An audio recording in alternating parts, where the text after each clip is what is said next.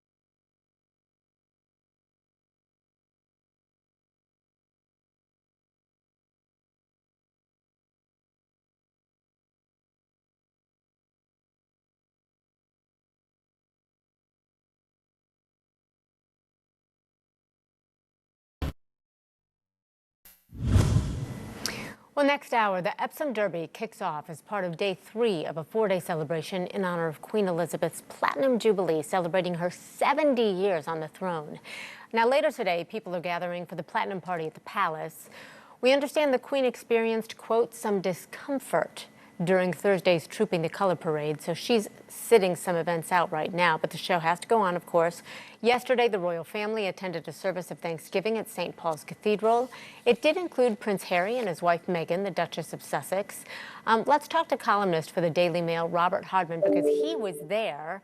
So first of all, talk to us about oh, I do want to point out that you are also the author of Queen of Our Times, The Life of Elizabeth II, and I want to ask you about that before we leave as well. But I do want to ask you what you witnessed regarding how Harry and Meghan were received.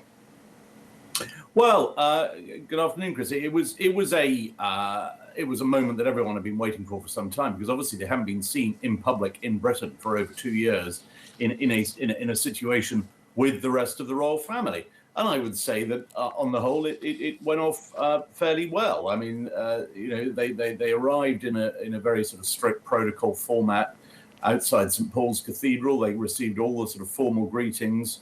The crowd, from what I heard, was welcoming, and they were treated with all the due respect. And obviously they weren't front row, which they would be if they'd remained within the frontline royal family, if you like, but they were in row 2. They were with other members of the Queen's family. So, all in all, I think what that's managed to do, it's helping to kind of normalize the situation where they can come back to Britain, and it's not a huge story. I don't know about you, Robert, but I had a moment watching Queen Elizabeth walk out on that balcony without Prince Philip. Was that a moment for people there? I think it was a very poignant moment in so many ways. I mean, we've never had a monarch who's reigned for 70 years. She is unquestionably the most respected public figure in Britain, and I think in large parts of the world. And to see her there being saluted by this extraordinary crowd. I mean, I really haven't seen a crowd like that probably since her last Jubilee. And she was clearly moved by it. And yes, I mean, I think we all thought, well, what a pity Prince Philip's not there. But the Queen's very stoical. She's very pragmatic. She's not a sentimentalist. She's always looking to the present and the future. That was the theme of her Jubilee message to her people. She talked about continuing to help the country looking ahead. So, I mean, that's her sort of message, is let's not get too nostalgic, but hey, a monarch 70 years, of course we're going to get nostalgic. And this weekend, parties are starting all over the country. Tens of thousands of them, millions of people are preparing to really have the first national get together since the pandemic. I mean, there's a lot to celebrate here in a fairly gloomy world. You say that the people need to see this year. Why do you say that?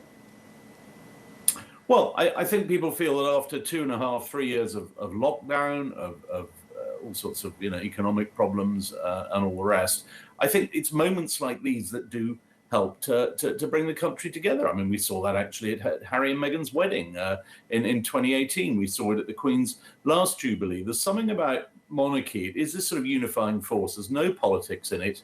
It's just, it's binding history with the present. It stands for everyone and everything.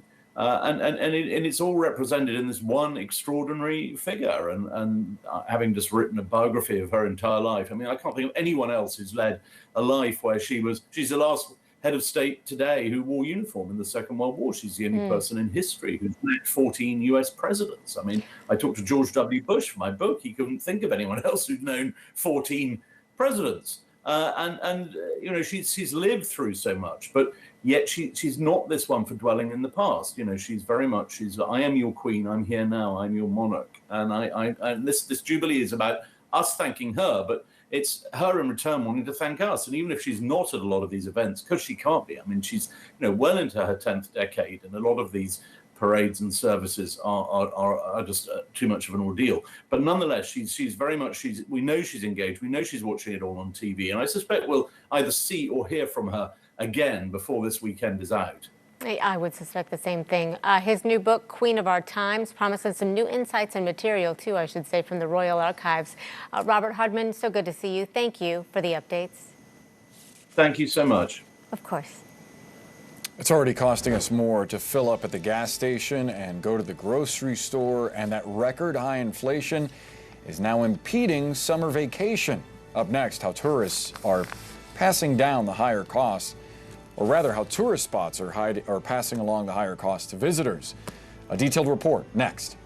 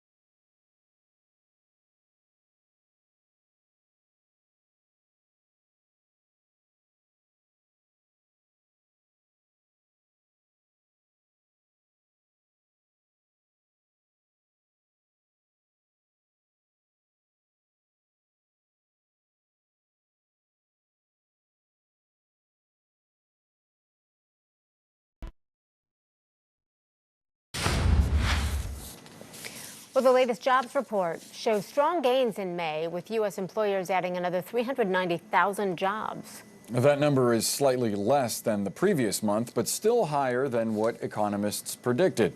CNN business correspondent Rachel Solomon has more on the state of the economic recovery.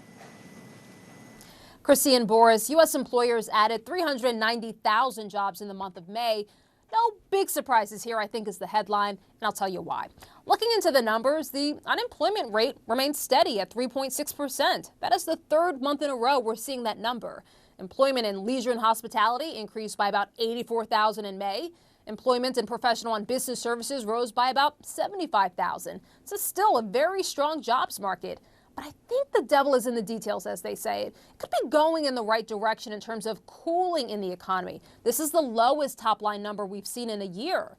We've heard Federal Reserve Chairman Jerome Powell talk about how there are nearly 2 open jobs right now for every 1 person looking for a job, and how that could be inflating wages. The Federal Reserve wants to see some equilibrium in the jobs market.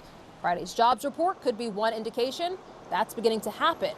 The world's richest man, Elon Musk, however, feels otherwise, saying in an email to executives Thursday, according to Reuters, that he has a, quote, super bad feeling about the economy and wants to cut about 10% of jobs at Tesla. President Biden was asked about Musk on Friday. Take a listen to how he responded. Well, Elon Musk is talking about that. Ford is increasing their investment overwhelmingly. I think Ford is increasing the investment in building new electric vehicles, 6,000 new employees, union employees, I might add, in the Midwest. The former Chrysler Corporation, Stellantis, they are also making similar investments in electric vehicles. Intel is adding 20,000 new jobs for making computer chips. You know, lots of luck on this trip to the moon. Meantime, we'll get our next important reading on the U.S. economy Friday, June 10th, when the federal government releases the next Consumer Price Index, or CPI, a closely watched report on inflation. Christy, Boris? Rahel, thank you so much for that. Despite inflation at a 4-decade high and record gas prices, millions of Americans traveled over the Memorial Day weekend, and millions more are expected to take the traditional family vacation this summer. CNN's Vanessa Yurkevich reports that instead of canceling plans, a lot of people are just scaling back. We got a steam-powered carousel and a food stand and a couple of games of chance. And little by little, we're now 60 rides. Since 1926, Noble's amusement resort in rural central Pennsylvania has been a summer tourist destination. I see the train slowing down, so there should be some squirrels over here. Little chipmunks. There's a chipmunk, yeah. The park is free to enter, and rides like the Pioneer Train are pay as you go. But even prices at this family-run park, surrounded by idyllic farmland, aren't exempt from high inflation. The rising cost of everything, from gasoline to chicken to rolls, electricity. We had to increase our prices. Inflation is gripping the nation's pocketbook, with prices at a 4-decade high. A pain point for President Biden, as most Americans are sour on the economy. Still, an estimated 39 million Americans were expected to travel Memorial Day weekend, most by car, up from last year. When I hear inflation, that's where we're going to spend our ad dollars more locally. So that's where we're going to be focusing on the backyard tourists, the locals. We'll spend more reaching people within a 2 to 3 hour range. People like Rebecca Kent, who usually makes a day trip from Philadelphia. She says gas prices won't cut her summer plans. They'll just be scaled back. The one year we were coming up here, I think we made it up here 26 times in the summer. Do you think you're going to dial it back a little bit? Not 26, but probably pretty close to a dozen or more. Valerie Bloom says she's being mindful of higher prices elsewhere, like groceries, so she can still give her kids a great summer, meaningful after 2 years of COVID. What are you going to do? I mean, like, you got to live. You got to have fun. It's summertime. But more customers means the need for more workers. Despite rising wages, labor shortages persist, with a near record 11.4 million open jobs in the U.S. And inflation is hitting employees here too. So the park is launching a cost-effective shuttle to save employees gas money and ensure the park is staffed. So it's more money in the employee's pocket. In smaller communities, places like this are economic drivers, supporting other businesses in town. For our success here in town, it's pretty critical. All of our sales will go up once they start.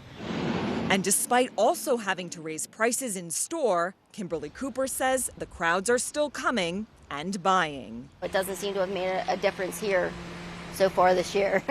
Vanessa Yurkevich, CNN, Elysburg, Pennsylvania. Vanessa, thank you. That's going to wrap it up for us here. We hope that you make good memories today. There's still more ahead in the newsroom with Frederica Whitfield. She picks it up after a quick break. Have a great day.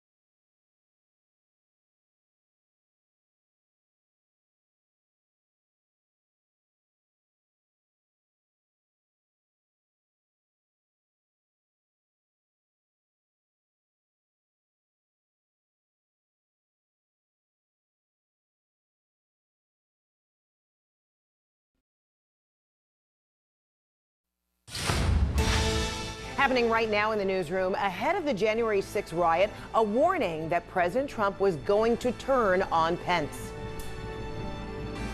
This is an extraordinary moment to think that there's a chief of staff to a sitting vice president so concerned about the potential threat that is being created by a pressure campaign led and encouraged by the president who picked this vice president. Plus, water rescues underway in Miami as a tropical cyclone makes its way onshore with more than 10 million people in its path. And celebrating 70 years on the throne. Who's attending the Queen's Platinum Jubilee and who isn't? Newsroom starts now.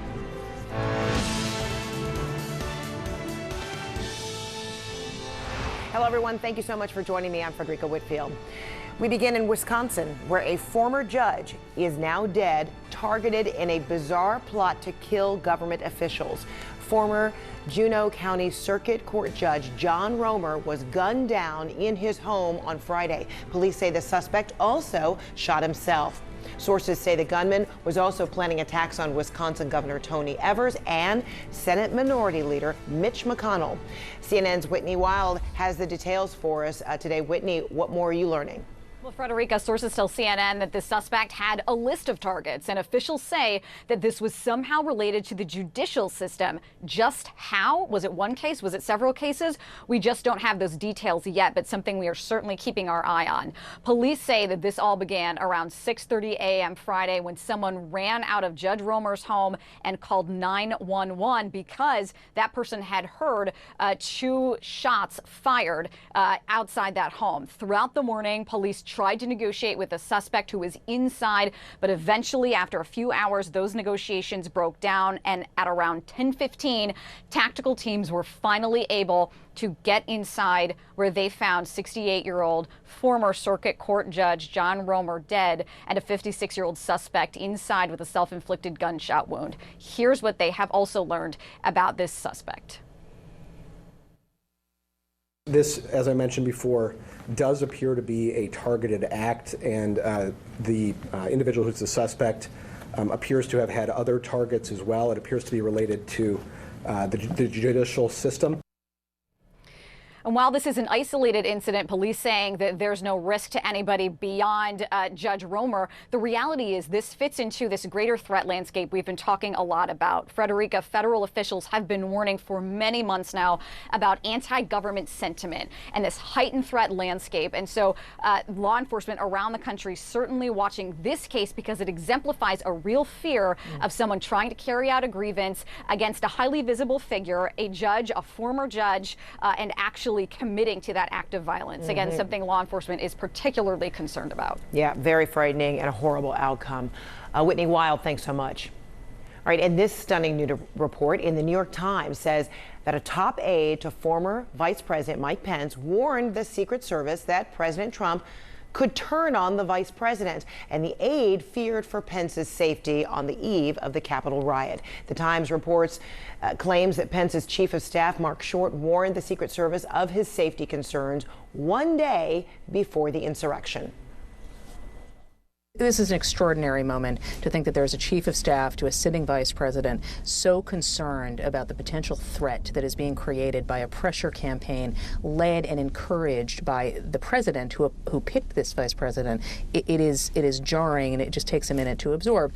Mark Short had a conversation, according to sources, with Tim Giebels, the lead Secret Service agent, saying exactly what you just said, that the president was going to turn on Pence and that, they might have a security risk. Short, as I understand it, did not have a sense of what that threat could look like. I don't believe, based on my reporting, that he envisioned, what we saw on January 6th the way we saw it. But what he did realize is that the former president had supporters who were very reactive to him, who basically acted, responded to things he would say, and he could see, one person, 2 people, 3 people, several people doing something that could be problematic safety-wise for the vice president, just based on this pressure that the former president was exerting. And a Secret Service official disputed this exchange and told CNN that concerns about violence directed at Pence or any risk posed by the former president's actions was never communicated to them. Meanwhile, 2 former Trump administration officials will not face charges for contempt of Congress in the January 6th investigation.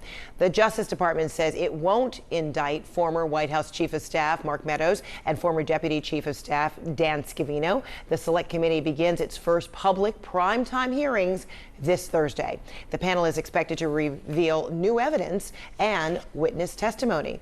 CNN national security reporter Zach Cohen joining us right now. Zach, walk us through the decision to not charge these men and how it might impact the overall investigation. Frederica, the January 6th committee said last night that they found this decision from the Department of Justice to be puzzling. They don't understand why Dan Scavino and Mark Meadows were not indicted for essentially refusing to cooperate with the investigation, especially because the committee has emphasized that both men are key witnesses in their probe. And that's something that they reiterated in a statement last night, saying that they undoubtedly have knowledge of former President Donald Trump's role in efforts to overturn the 2020 election and in the events of January 6th. Now, that's why they believe that Mark Meadows and Dan Scavino should have been obligated to respond and cooperate in light of a committee subpoena, and they want the Department of Justice to explain why it decided not to move forward and pursue charges against them. So, look, it is complicated. Both men are former senior White House officials. They do have some executive privilege protections because of their role. Also because both men did, to a certain extent, cooperate with the committee, or at least engage and start negotiations about being willing to cooperate. That's something that other witnesses who have defied the committee outright have not, and they have seen indictments come down. All right. Then in contrast, another Trump ally is facing charges for his refusal to cooperate with the January 6th investigation. So what do we know about that? That's right. Trump's former economic advisor, Peter Navarro, was indicted yesterday and arrested at an airport by the FBI. Look, Navarro's a little bit of a different story than Scavino and Meadows. Navarro essentially ignored the committee after he was subpoenaed back in February. He claimed that President Donald Trump had asserted executive privilege, and it became clear to the committee fairly quickly that he had no intention of cooperating. They referred him for criminal charges back in April, and now he faces the possibility of up to a year in jail if he's convicted for each count of contempt of Congress, and he's been charged with 2. All right, Zach Cohen, good to see you. Thanks so much. And this quick programming note, a look inside the Watergate scandal like never before, with both Woodward and Bernstein, the Watergate prosecutors, and the man who turned on Nixon, White House counsel John Dean. A complete picture of how it happened and how it set the stage for future White House scandals. The new CNN original series, Watergate, Blueprint for a Scandal, premieres tomorrow night at 9 right here on CNN. Tomorrow, a new CNN original series. I have no intention of ever walking away from the job that the people elected me to do. Experience Watergate like never before. Hear what happened behind closed doors from the people who were there. The journalists. Most people didn't believe the stories we were writing. The investigators, the lawmakers, and the ultimate inside man. Many have tried to dissect the events of Watergate. I lived them. Conspiracy, extortion, blackmail. The wiretapping, it was explosive. Nixon engaged in activities that were criminal to secure his victory. And see how this pivotal moment still echoes 50 years later. When you have a president who thinks he can do anything, we are in trouble. Watergate, Blueprint for a Scandal. Premieres tomorrow at 9, only on CNN. And still ahead, millions of people are under tropical storm warnings in South Florida as nearly a foot of rain pummels the region. Plus, some hope for parents nationwide in the scramble to feed their children amid the baby formula shortage. Production at a leading formula maker starts back up today. We're live next.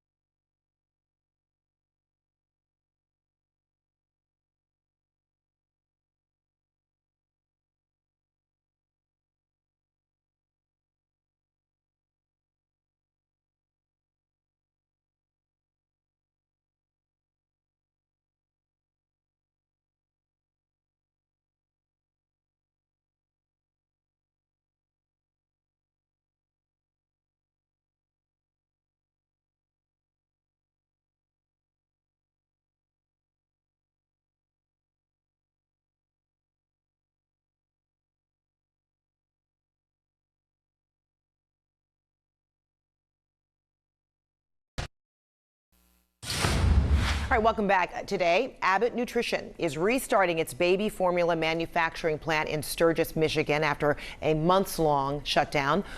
Baby formula should become available to consumers starting June 20th. CNN's Polo Sandoval joining us live from Sturgis. So, Polo, what are we learning about this resumed operation at the plant today? Well, remember, Fred, the closure of this plant, the temporary closure of this plant, has been cited time and time again by both the Biden administration officials and even industry experts as one of the main reasons why parents have been dealing with this formula shortage for months now. So there's certainly hope, not only here in Sturgis, Michigan, but really throughout the country, that the sort of restarting of operations at the plant that you see behind me today, as of the last update from Abbott Nutrition, will certainly finally bring even more relief. But this is not going to happen overnight. Abbott Nutrition officials have been very clear in saying that their priority right now will be to start to manufacture Elecare during an initial release that could potentially happen on or about June 20th. So that's a little bit over 2 weeks before some of the first batches of that formula actually hit store shelves here. That is, that particular formula is a hypoallergenic product meant to assist in the nutritional needs of some children with special nutritional needs. And also, eventually, though, the goal is to expand to Similac, for example, the more general use formula for parents that will hopefully go a very long way here.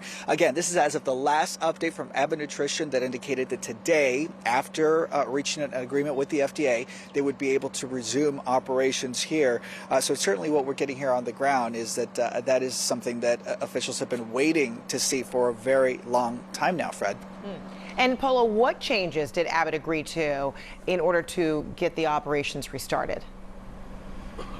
So you recall in about mid-May, that's when Abbott Nutrition announced that they had reached a consent decree, basically a legal agreement with the Food and Drug Administration to implement various changes after they performed those inspections after that recall in February. And among them, it included reviewing and updating their procedures and protocols when it came to maintenance, when it came to the water systems here at the plant, as well as upgrading the plant itself. But the ultimate goal, according to Abbott Nutrition, would be to regain that confidence of parents across the country. The company recognized their role in this shortage that we've been experiencing already for several months now. And it's also important to remember, Fred, that this sort of restarting of the manufacturing here at the Sturgis plant, this is happening on the same week that the Office of Inspector General at the Department of Health and Human Services announced that they would be reviewing the FDA's actions, really how fast they responded, or at least or their initial response to that recall in February, to see if anything could have been done to try to prevent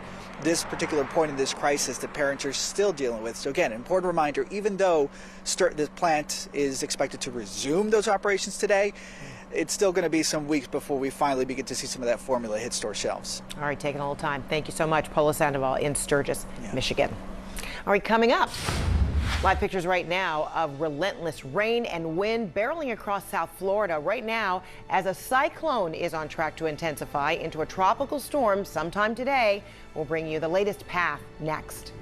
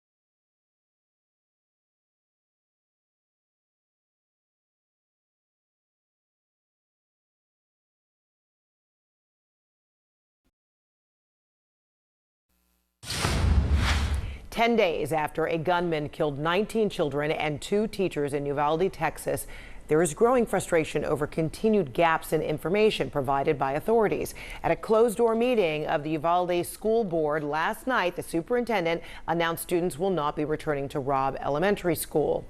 Families also expressed frustration the school board didn't have answers about security once students do return to the classroom. We're also now hearing from the teacher's aide, who was initially accused of propping open the school door where the gunman entered the building. CNN's Omar Jimenez has her story. The year class party before it became a nightmare. She saw everything from the time he wrecked to the time she was taken out of there. Special education aide Amelia Marin was meeting a coworker with food for the party when she saw a car crash. So her lawyer says she propped the door open, went back inside to get her phone, and called 911, but to report the accident. Then she returned to the door. And she looks and sees him, and he has a weapon that she can't identify, but a big weapon slung over him, and he hops over the fence and starts running towards her. So she kicks the door shut. And did she expect it to lock? Yeah, absolutely. She thought it was going to be locked.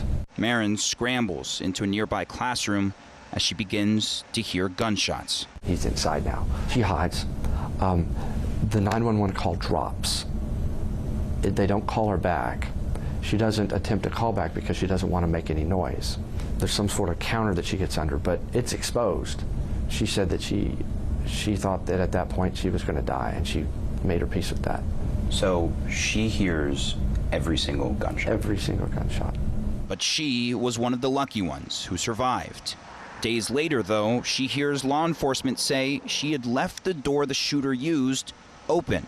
And she's second-guessing herself. Right, yeah. It even made her second-guess her own memories. And she had already spoken to the FBI and the Rangers and told them what happened. The Rangers eventually publicly corrected the record.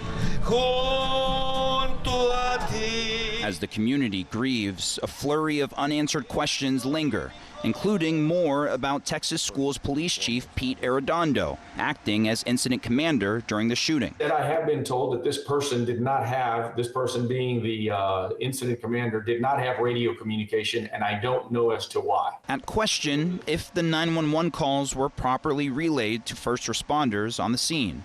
One of those 911 calls came from a 10-year-old student who was inside the classroom. And according to transcripts reviewed by the New York Times, the student said, "There is a lot of bodies, and I don't want to die. My teacher is dead. My teacher is dead. Please send help. Send help for my teacher. She is shot, but still alive." The call lasted about 17 minutes. Gunfire was heard in the background at times, and the call was made more than 30 minutes after the shooting began, the Times reports. The teaching aide, Amelia Marin, has now filed legal documents to get a deposition from Daniel Defense, the manufacturer of the gun used in the shooting, with her attorney saying because the shooter got the weapons on his 18th birthday, he was likely planning the purchases beforehand. So his motivations to get that gun was when he was a minor. Are there, gun companies that are marketing to minors? Is that what they're doing? I mean, how many mass shootings do we have to have by 18-year-old men? It's cookie cutter. So what are they doing to change? Now, it's worth noting this pre-suit petition does not formally accuse the gun manufacturer of any wrongdoing. Instead, it seeks to allow Amelia Marin to investigate whether she has a basis to file a claim against Daniel Defense. Omar Jimenez, CNN, Uvalde, Texas. All right, let's bring in now Juliette Kayyem. She is a CNN national security analyst and a former assistant secretary at the Department of Homeland Security. And she is also the author of the book, The Devil Never Sleeps, Learning to Live in an Age of Disasters. Good to see you, Juliette. So we just heard a Texas state senator there say the incident commander didn't have a radio with him or wasn't in radio contact. What do you suppose the explanation might be behind that? Well, if it's true, because let's just start every story about this school shooting that no one is a trustworthy narrator at this stage, whether it's the locals, the police chief, the state. random people who are giving quotes. But if this is true, it explains an operational glitch that we need to understand why he didn't have a radio, but it does not, in my mind, explain the overall failures that we just, basically that the incident commander did not believe this to be an active shooter situation and to use normal protocols for rapid deployment. A mere lack of communication would not be enough. He's hearing, he has some situational awareness. He's already been told that someone is in there. He knows that there's gunshots. And so to me, that might be one cause, but it doesn't explain the overall failures. And honestly, I don't think you're going to find a single point of failure. I think you're going to find multiple ones over the course of whatever investigation we can trust. So you say the lack of communication is not enough. So at what point does instinct, prevail or override what might be a protocol that everyone understands to be in place, or a failure of communication? When does instinct simply say, we need to go in there and assist and help? Yeah, it's training that instinct. In other words, it's not just like we know it. I mean, we know this department, as well as almost every single one in the country now, knows what active shooter protocols are. So it's not just, did their gut tell them the right thing? They've actually been trained for this. We know that they had done training at least twice before. And the reason why the training is important is because it will tell you what we know to be true, that in active shooter situations, systems will collapse. You may not get information. You may get conflicting information. You may not know what's going on. The only thing you know through the totality of active shooter cases is that the best course is to eliminate the threat. And then everything else will fall into place, so to speak. I mean, in other words, then you'll have an understanding of how bad it is, who can be saved. And so in some ways, maybe his instinct told him to stand back, and he really needed to overcome that instinct and get people in there, because we just know from history, and it's not a hidden history, that the best first course is eliminate the threat, all else follows. Right. So with all of that, we're also learning now more about the heartbreaking 911 calls that came from these kids and teachers inside the classrooms. We also don't know if those calls were relayed to the police, who were inside the building. Is this another reason why we need answers from authorities, a real play-by-play on what was said, a timeline, and here it is now 10 days after the fact? Yes, I mean, I think that's right. Is what communication was being relayed. That's also going to tell us, unfortunately, if children were alive and then weren't able to be saved because of the delay. In one of the recordings that I've seen, someone says that a teacher is still alive. That is clearly one of the teachers who died. And so, because we don't know of any teachers that were shot and survived. And so I think that that's going to give us a timeline. And just as I was saying at the beginning, Fred, I don't know who that reliable investigator is. The DOJ investigation is coming in. It is going to bump up against all of this very weird, I would say, to quote our reporters out there, a very weird reaction by the state, by the locals, by the school police in terms of protecting themselves, and just random narratives that don't seem to make sense. Maybe DOJ can make sense of it. I have to say, a lot of our law enforcement analysts are saying this is like the worst response they've ever seen. I agree with them. This is also the worst after action I've ever seen. I've never seen anything like this. I think part of it is because the politics of the state coming in and wanting to make sure that we view this as not about guns. I don't know what it is, but I've never seen anything like this either. Yeah, I mean, you underscore the lack of communication, or this communication breakdown, but might these mistakes also be classified as failure to act? And if indeed that is the case, a failure to act, does that mean that there would be potential criminal charges that could be imposed? The criminal standard is pretty forgiving of law enforcement. I mean, in other words, as we've seen in a lot of these police brutality cases, I mean, it has to be pretty knowing and pretty illegal. And mere negligence is not seen as sufficient in most cases, unless it's a gross criminal negligence. I think what you're going to see, as we're starting to get hints up now, is serious civil liability against the city, individuals, and even potentially the state, and the gun manufacturers, as we're seeing in this case. But I would not hold my breath on criminal charges at this stage. It's really hard in those instances to say that that was sort of criminal, that was a crime, rather than just a total absence of duty and responsibility and trust and all the things that those kids expected of a police department. Mm-hmm. So a lot of proposals have been, pitched, and among them, Senator Lindsey Graham is suggesting this week that the country start considering the use of retired and former service members to guard our public schools. What do you think of that suggestion?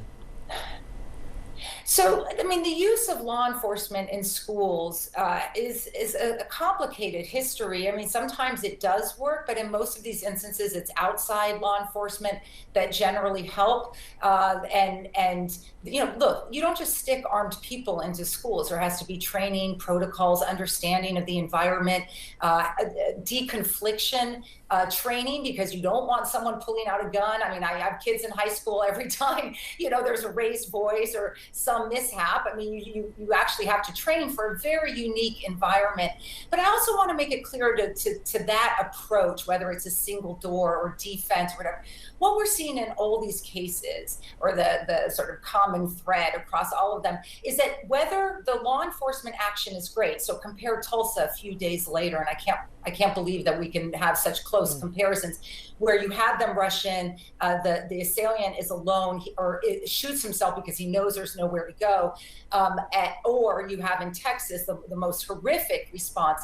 No matter what, you're having at least 3, 4, 5 people dead. We've seen this in almost all the cases, and so. And why is that? Because our weapons are able to kill, are used in a way that kills very quickly, and then they're also used by people who ought to not have them. And so that's why you're, this increasing the age from 18 to 21. The data is clear that you would rid yourself of some of these challenges, even if you can't rid yourself of the weapons, the red flag laws as well.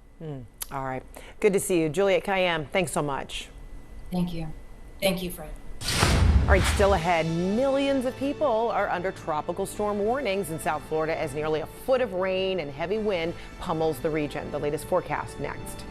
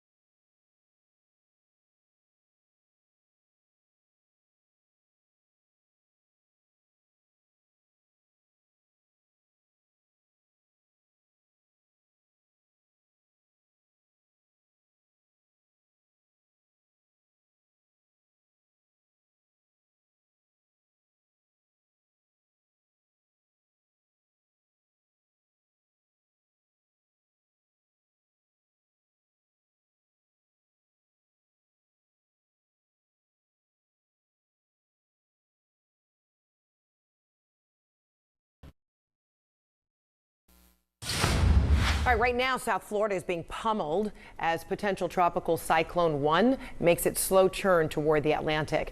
More than 10 million people are under tropical storm warnings in Florida, Cuba, and the Bahamas. The National Weather Service extended a flash flood warning for Miami and Fort Lauderdale until noon. Over 11 inches of rain already drenching Miami's streets, causing massive headaches for drivers stranded in that deluge. CNN's Carlos Suarez is in Fort Lauderdale for us. That is a lot of water, Carlos. Why in the world are people driving through it? Yep, after covering many storms over the years, you're always amazed at the fact that folks still want to do what they do out here. We are finally getting a bit of a break with the rain out here, and it is welcome because in Fort Lauderdale alone, just under 8 inches of rain has fallen over a 24-hour period. That number, as you said, is a whole lot greater down in Miami, where there has been serious flooding in the downtown and the financial district of the city of Miami. We're talking about nearly a foot of rain over the last 24 hours. That led to a number of cars being stalled. In fact, the city of Miami, they had firefighters go out in 6 elevated trucks to try to get some drivers that were stranded in their cars to get them out safely. And right now, the effort down there, other than trying to get some of these roads reopened, is they're trying to get the word out on where folks can go and find their cars. That many vehicles, we're told, have been towed from across the city of Miami, that they're now trying to concentrate their time and effort in getting their owners to come pick them back up. The story remained the same across Alligator Alley in Fort Myers and Naples, where that part of the state also saw 6 to 8 inches of rain. That is something that forecasters have been calling for the last several days. They said all along that this was going to be a rain event, and it has held firm. Right now, again, here in the city of Fort Lauderdale, just under 8 inches of rain over a 24-hour period. The forecasting right now shows that a lot of the worst of the weather is going to move out of the area later on this afternoon into the early evening hours. So right now, it's just trying to get a lot of folks away from some of these blocked roads, which, as you can see behind me, they're not really taking a whole lot of they're not heeding the advice, which is you want to just avoid areas that might have some of this record number of flooding. Rodrigo? Okay, well, some might regret it later because at a minimum, there will be a lot of totaled cars after this storm. All right, Carlos Suarez, thank you so much. Appreciate it. All right, the big question right now, how much longer will this storm system cause disruptions? For that, we bring in meteorologist Tyler Malden in the CNN Weather Center. Tyler, any relief in sight, and how potentially dangerous is this storm? Yeah, hi, Frederica. So the National Hurricane Center's 11 a.m. update is in. There's very little change with it. There are 2 changes, though, that I want to take everyone through. Number 1, the center is now overland, and it's about 50 miles or so to the northeast of Naples. Outside of that, the only other change is the fact that the National Hurricane Center has started dropping counties from the tropical storm warning across the southern peninsula of Florida. They have yet to upgrade it to a tropical depression or tropical storm, despite tropical storm force winds, and that's because it's so disorganized on satellite imagery. There's the center right there, and it's really broad. The thunderstorms are well away from the center, so it doesn't look like a healthy tropical system at all. Despite that, we are getting the tropical storm force conditions. We've got the gusty squalls coming through, and this is leading to blinding rain, heavy rain at that.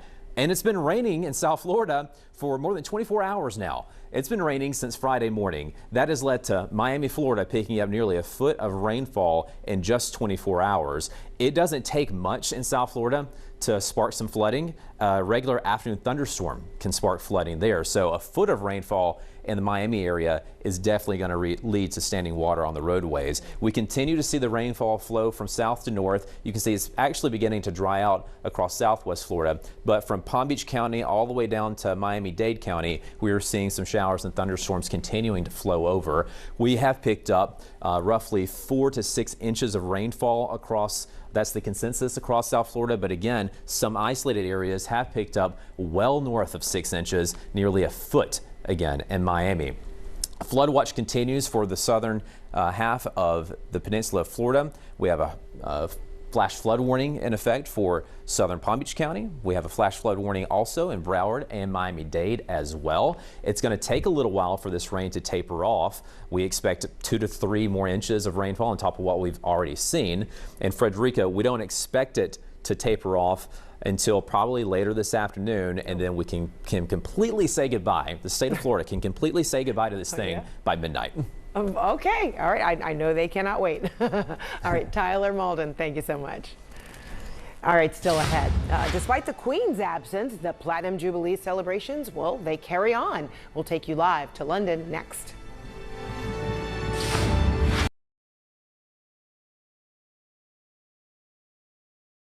All right, coming up, from gun violence to record high inflation to a major baby formula shortage, a heap of problems for the Biden White House to tackle. As multiple crises escalate at once, will it undermine potentially his presidency? We'll discuss straight ahead.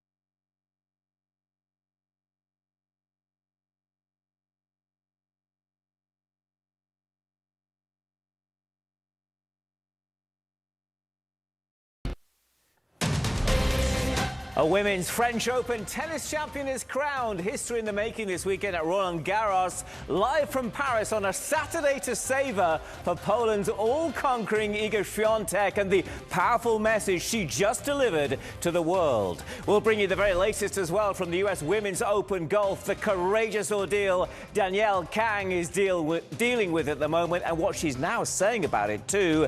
And they're just one win away from FIFA World Cup qualification. Why emotions are sure to be running very high indeed for Ukraine's national football team. This weekend in Cardiff, CNN World Sport begins right now.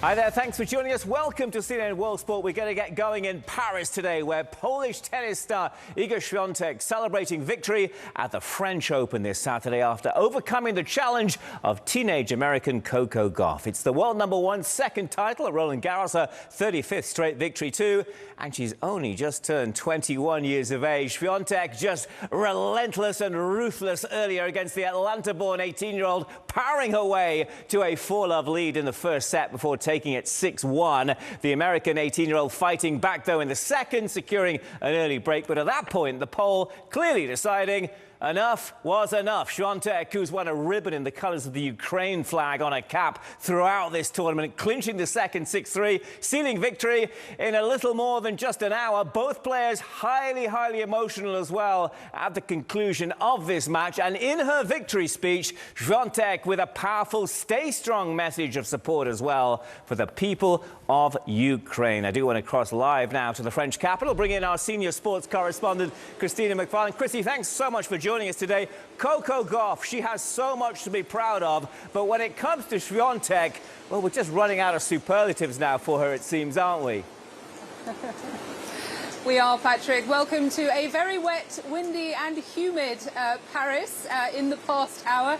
But as you mentioned, we are celebrating Iga the Invincible. Iga Świątek proving why, once again, she is the world #1, defeating Coco Gauff with power, strength and speed. An hour and 8 minutes it took her just to win that title here today. To discuss with me alongside our tennis contributor, Ben Rothenberg. Ben, great to see you. Thank you for braving it across town to be with us.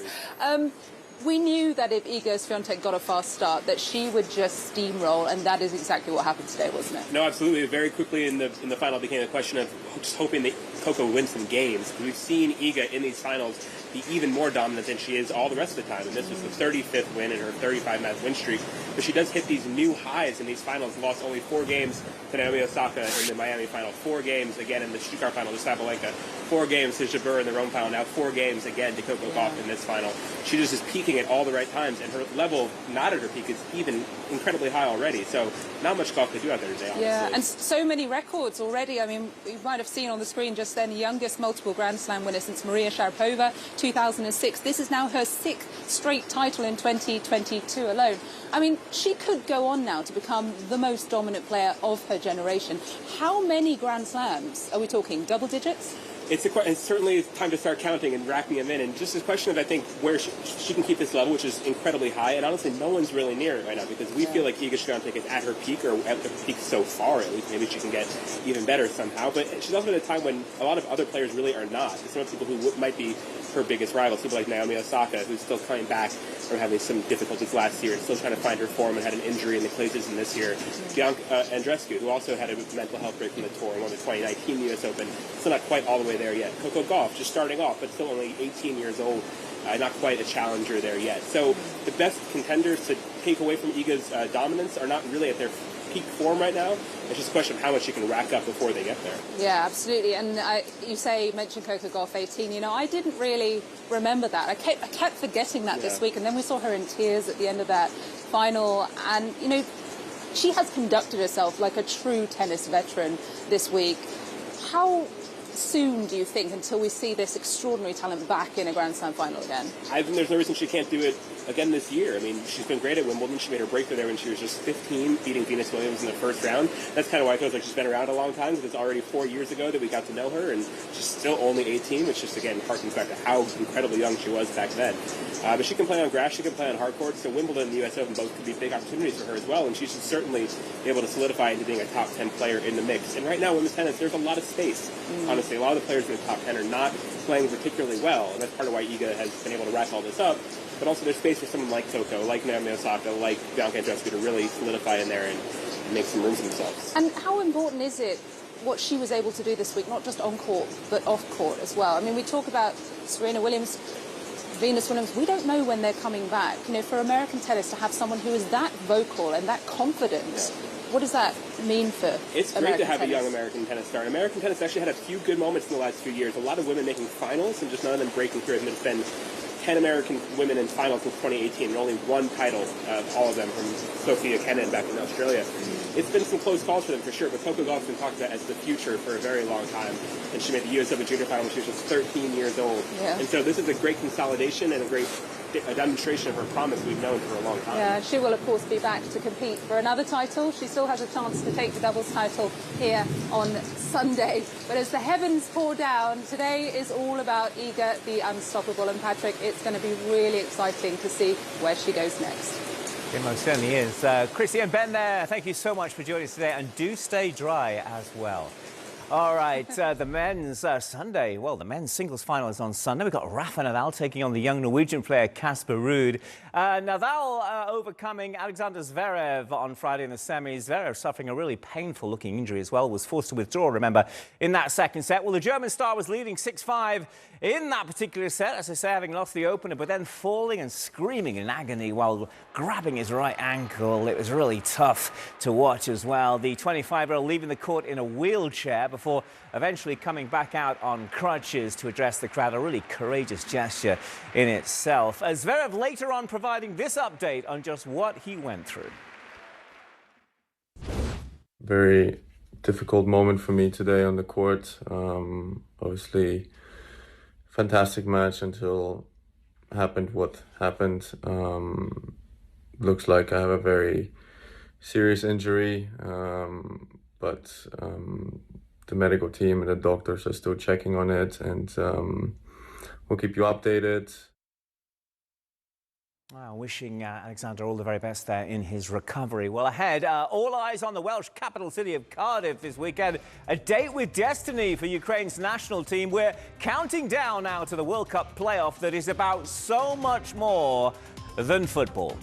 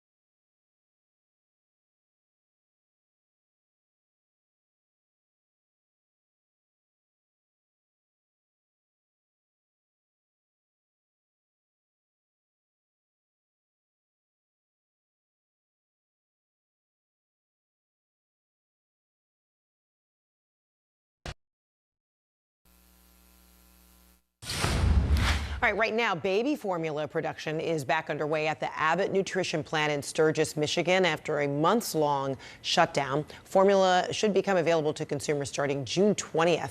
CNN's Polo Sandoval joining us live now from Sturgis. So, Polo, what are we learning about the resumed operation at the plant today? So far, this has been a highly anticipated day for parents across the country who have been dealing with this shortage, with this crisis really for months now. But it's also important to point out there that it might be weeks before we begin to see that impact on store shelves. Abbott Nutrition saying with the production sort of restarting today, the main focus will be on Elecare, this hypoallergenic amino-based formula. But then the goal is to eventually expand to include Similac, which will hopefully yield really more benefits for parents across the country, a more commonly used formula. But look, we've heard from Biden administration officials, from parents, and everybody really understood that the temporary shutdown of the plant that you see behind me was a significant factor that contributed to that shortage that began being felt by parents after that recall in February. Abbott Nutrition releasing a statement this weekend, not only confirming that they are restarting that production today, but the goal is to eventually ramp up supply as safely and as quickly as possible, making sure that that product is obviously safe. Now, in terms of the review that Abbott did the last couple of months, they maintained that there was that they found that no formula had actually been contaminated, but they also understood that there's certainly room for improvement when it came to enhancing their sterilization process, for example, at the plant. Also reviewing some of their procedures that are in place to make sure that that formula is safe. And that is what Abbott Nutrition officials say is the case right now. Their hope, again, in the coming weeks, some of the product that's being manufactured today will end up on store shelves, and this will go a long way in terms of adding to that supply that parents have, in addition to what's still being flown in from other countries today. All right, all desperately needed. All right, Pablo Sandoval, thank you so much. All right, coming up, a string of deadly mass shootings has Americans searching for answers. Next, what experts are saying about the frightening scale of gun violence in the U.S. and what can be done, really, to prevent it.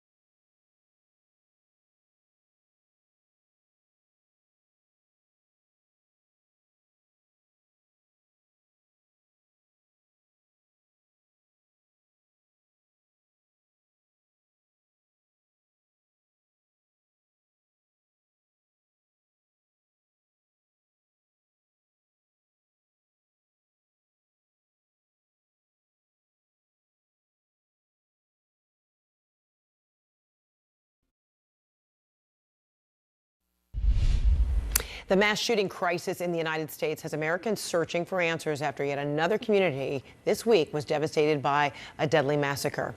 CNN's Brian Todd has more on what experts are saying can be done. This is yet another act of violence upon an American city. Another news conference. We are grieving with you. Following another mass shooting in America. 4 people gunned down inside a hospital in Tulsa, on the heels of the massacre of children and teachers in Uvalde, Texas, on the heels of the murders of 10 people at a grocery store in Buffalo. The fact that these mass shootings are now just happening at such frequency is really, really scary. The news conference in Tulsa comes on the same day the alleged Buffalo shooter, Peyton Gendron, appeared in court for an arraignment on several murder and domestic terrorism charges. Since the beginning of the year, there have been more than 230 mass shootings nationwide, according to the Gun Violence Archive. 20 of them just since Uvalde, with 105 people shot and 17 killed. CNN and the archive define a mass shooting as one that injures or kills 4 or more people. As Americans, have we basically given up and accepted mass shootings as normal? That's my fear. I think we've become desensitized. We see on our nightly news people killed in mass shootings, and we start saying maybe there's nothing we can do about it. Making the problem of mass shootings even harder to solve, analysts say, is the fact that the shooter's motives are often so varied. In Buffalo, a young man who authorities say was driven by racial hatred. In Uvalde, a troubled young man overwhelmed with rage. In Tulsa, a man apparently upset with the doctor who performed back surgery on him. Well, I think at the basis of much violence is a grievance or disrespect.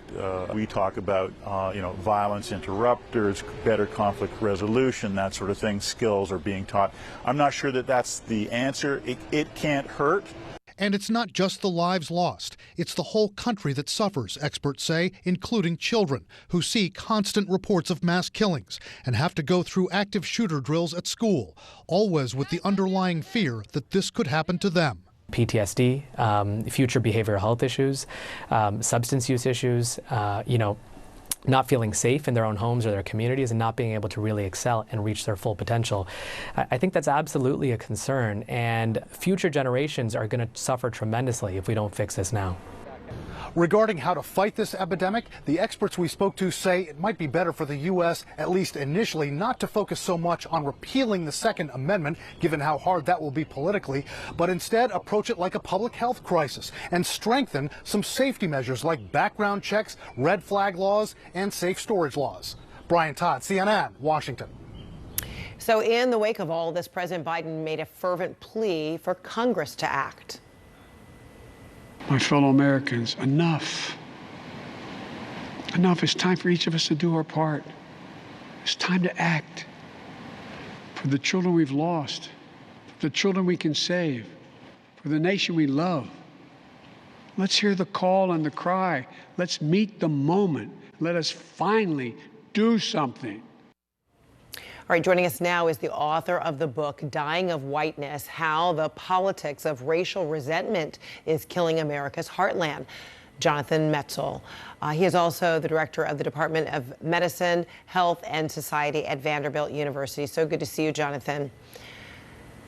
Thanks so much. So there are intense discussions happening right now across the country about how to prevent this from ever happening again and why nothing ever seems to get done in terms of an answer to these horrific, repeated, mass shootings. Former Homeland Security Secretary Jay Johnson wrote an op-ed in the Washington Post calling for what he deemed an Emmett Till moment. And here's a portion of what he said, saying something graphic is required to awaken the public to the real horror of these repeated tragedies. Why must innocent school children, for the rest of their lives, carry the vivid memories of the executions of their teachers and classmates, while federal and state lawmakers and the adult constituents who elected them are spared?